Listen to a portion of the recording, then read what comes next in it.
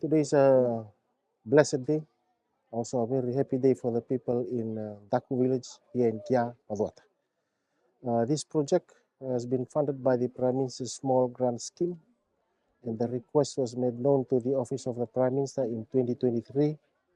After that, the 2023-2024 budget, there was an allocation through the Prime Minister's Small Project Scheme to have this evacuation center that we've opened today to be one of the projects.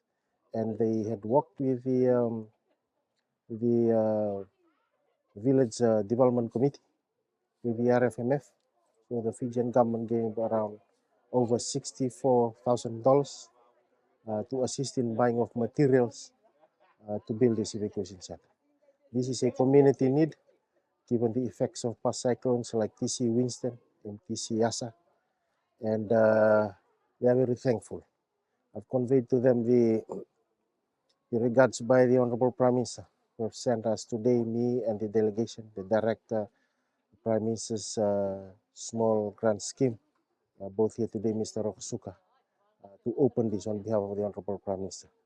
We've also encouraged them that these kind of projects, the community's contribution is also very important, 1/3, and the government can give that 2/3 contribution. So we take ownership too in this kind of project.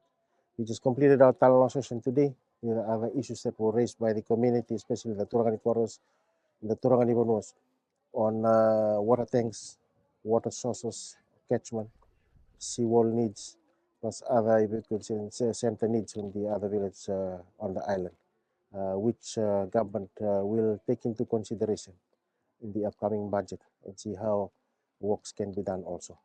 But again, this community all stands to be a legacy of the current coalition government, and it will be taken care of by the community here. It will help them in their community meetings in Bosibakoro, and also as a evacuation center in times of disaster. Vinakabodi.